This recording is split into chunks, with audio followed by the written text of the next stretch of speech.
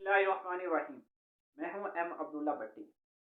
इमरान खान ने जो कि रावलपिंडी जलसे के अंदर असम्बली तहरील जो अपनी सूबाई असम्बलियाँ हैं और जो वो बाकी यानी सिंध बलूचिस्तान और वफाकी असम्बली से मुस्ताफ़ी होने का जो उन्होंने ऐलान किया था, तो उसके ऊपर उन्होंने अब मुशावरत शुरू कर दिया। उन्होंने पीर वाले दिन भी एक अहम लीडरशिप सीनियर लीडरशिप का इजलास तलब किया था लाहौर के अंदर जमान पार्क के अंदर, क्योंकि वो जलसे के बाद जमान पार्क चले गए थे, क्योंकि उनका इलाज चूंकि शौकत खानम के डॉक्टर कर रहे थे, लिहाजा उनका वो वहाँ पे मतलब कि आसानी से मुमकिन रसाई हो जाती है, डॉक्टर आसानी से आके उनका चेकअप और वो पूरा ट्रीटमेंट कर सकते हैं। तो लिहाजा उन्होंने अपनी जो पोलिटिकली सरगर्मियाँ वो भी जमान पार्क शिफ्ट कर ली हुई हैं। तो उन्होंने जो इजलास किया उसके अंदर जो अगला लाए अमल है उसके ऊपर प्रॉपर एक सोचो विचार की गई। तो अभी ये है कि आज उनकी परवेज इलाही से भी गुज़िश्ता रात मतलब कल मुलाकात हुई। लेकिन उससे पहले जो एक अहम बात है कि जो परवेज इलाही हैं उन्होंने अचानक रावलपिंडी का दौरा किया था रात के वक्त। तो उस हवाले से चूंकि वो खबरें ये थी कि वो किसी और मकसद, लेकिन वो उनका दौरा जो था वो आर्मी चीफ की तैनाती के हवाले से जो तकरीब थी उसके अंदर शिरकत के हवाले से था, क्योंकि सारे वज़राए आला को दावत दी गई थी, जो मीडिया नुमाइंदान और बाकी जो सोसाइटी है उनको भी, सफरा को भी दावत दी गई थी, तो उस हवाले से उनको भी दावत दी गई थी। लेकिन मेरे ख्याल में अभी इसके अंदर जो तकरीब है उसके अंदर तो परवेज इलाही की उस अंदाज से मुलाकात नहीं हुई होगी यानी पोलिटिकली सिस्टम पे।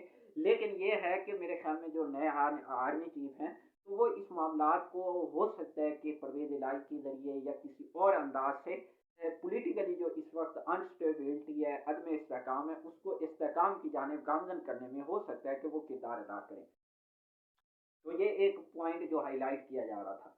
दूसरा, इमरान खान ने जो अब जो असम्बली तहलील के हवाले से उन्होंने अपने पार्लिमानी जो लीडरशिप है, जो पार्लिमानी कमेटी है, उनके वीडियो लिंक्स जो खिताब है वो उन्होंने अब अगले वीक वो मुमकिन है उसके ऊपर करें।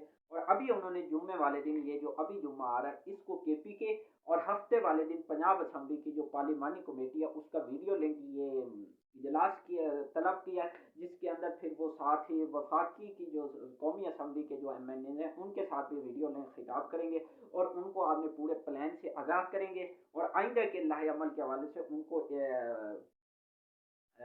बातचीत करेंगे। और ये मुमकिन है, ये खबर आ रही है कि अगले वीक यानी अगले हफ्ते जो अभी अगला हफ्ता शुरू होगा उसके अंदर वो किसी भी दिन ये असम्बली तहरीर के हवाले से ऐलान कर देंगे। और आपने देखा है कि परवेज इलाही ने अभी भी आज भी उन्होंने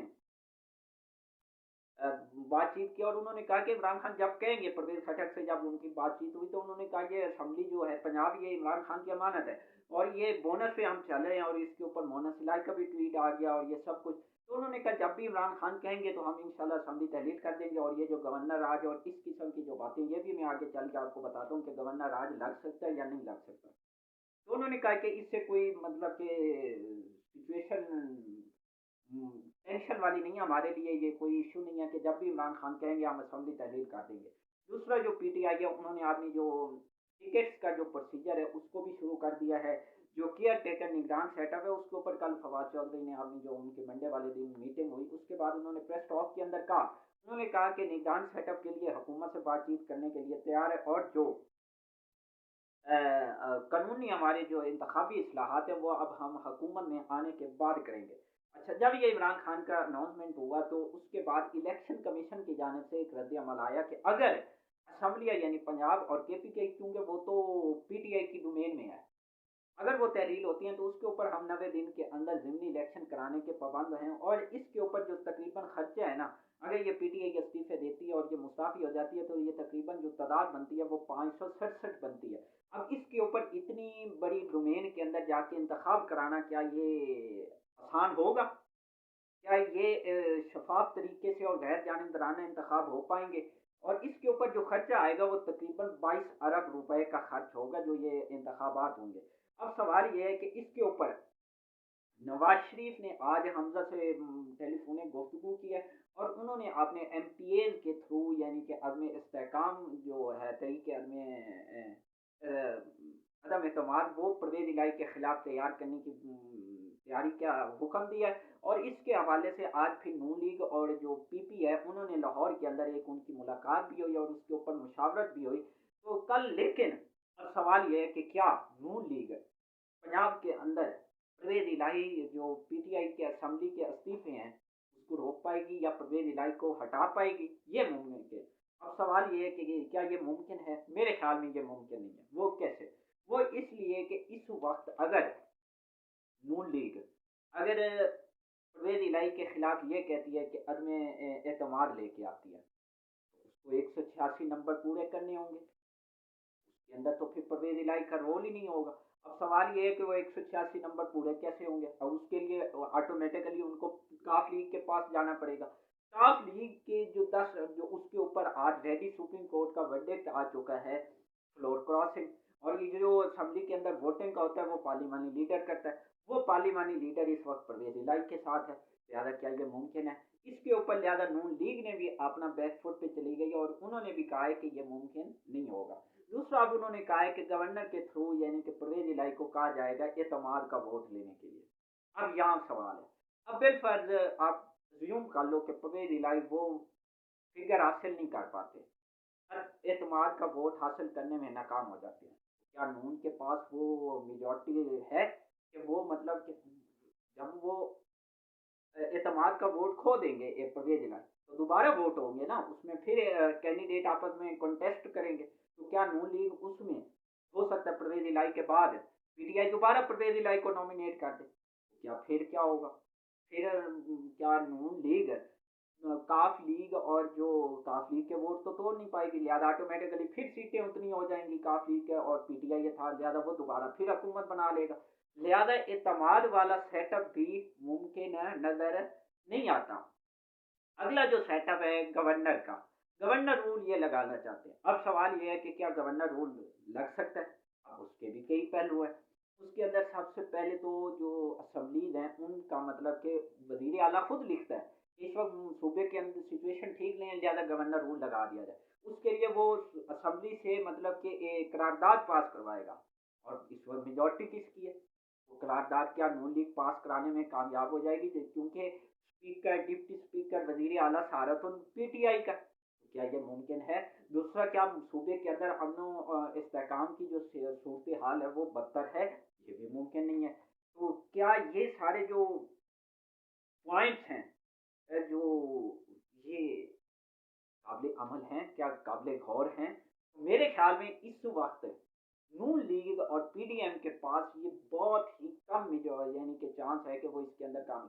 अब केपीके है, उसके ऊपर कुछ टीवी चैनल और कुछ एंकर बड़ी बगले हैं कि वहाँ एक फॉरवर्ड ओ भाई इस वक्त 99 तकरीबन लोग हैं, 90 प्लस है पीटीआई के, और जो अपोजिशन है उनकी जो तादाद है वो 45 के राउंड अबाउट है। बिलफर्ज उसके अंदर 100 जो आप 16 की जो आप हाईलाइट कर रहे हो कि वो लोग मतलब कि बागी हो चुके हैं।